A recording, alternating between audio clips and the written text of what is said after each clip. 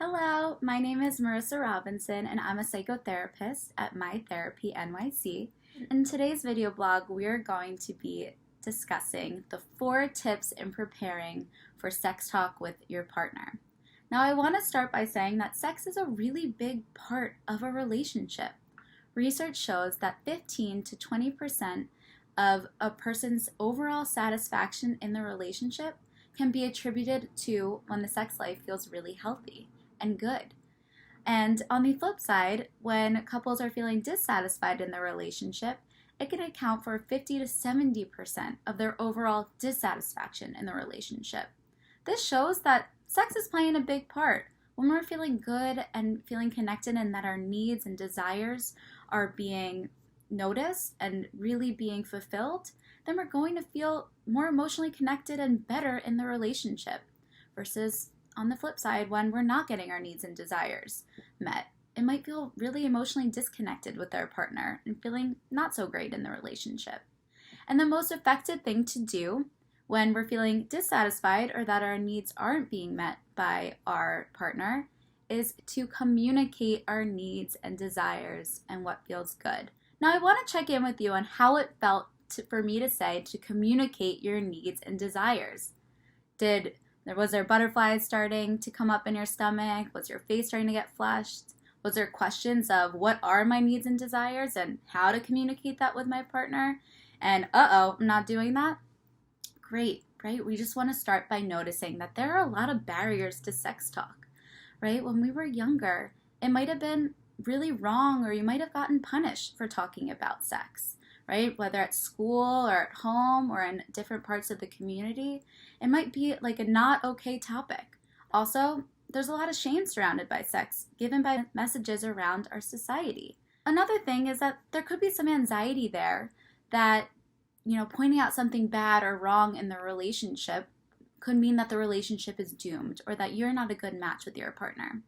I want to debunk that myth that this is just something that can happen and we want to talk about it, just how you talk about differences in cuisine that you prefer or music, right? You talk about it and try to meet the other person's needs.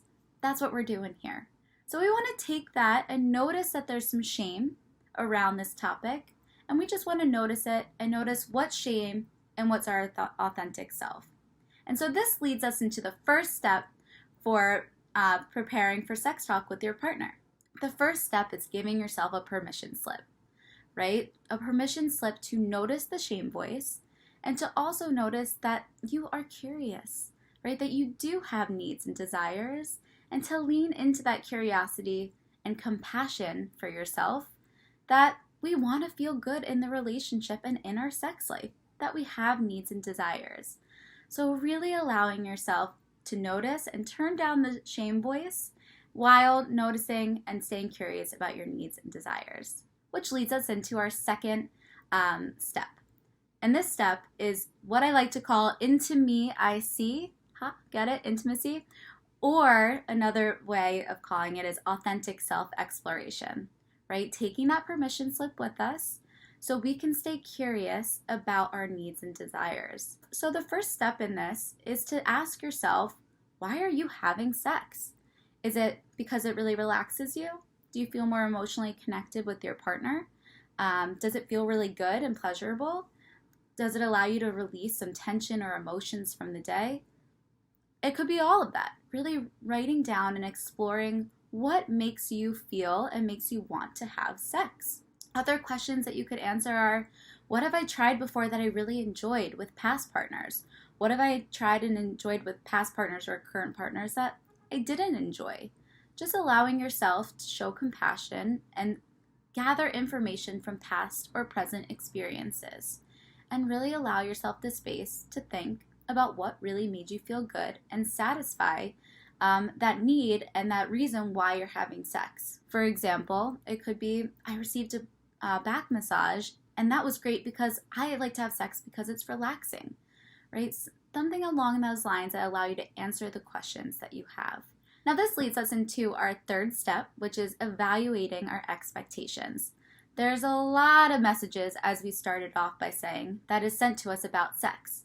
through social media, through porn, through community leaders or family or friends. We want to notice, once again, all the messages being sent and evaluate our expectations about sex, right? In a lot of porn videos, we see that these people have the perfect bodies or extreme intensity or extreme orgasms. You know, there is no such thing as perfect, right? We want to be our own perfect. That changes over time a lot, right? The feeling how we feel and looking how we look today might not be the same tomorrow. And with that, our bodies are changing. And so our circumstances are changing, specifically around sex. What feels good today might not feel good in a week. So continuing to evaluate your expectations that this is changing and there's not one way to have sex.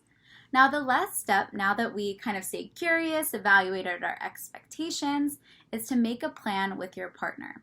Now I want to start by saying that you've been doing all of this work, right? You've been staying curious, been answering some questions for yourself. We want your partner to do the same. We don't want this conversation to be catch your partner off guard, because then we might be in anxiety and shame, and it might just not feel good for your partner as well. So we want to give your partner a heads up. Hey, I really would like to talk about sex. I was thinking about this. Maybe we can set up a time later today. And the time and the place is extremely important, right? We want to set a time so we know how to ground ourselves before, so we're grounded in our emotions. And we want to set a time that has no interruptions, no feelings of being rushed, as well as a place that feels vulnerable and safe, right? Really emphasizing the safetiness of this place. So you both can be vulnerable and honest and authentic. So there's no interruptions, no rush, just really feeling warm and good in the space.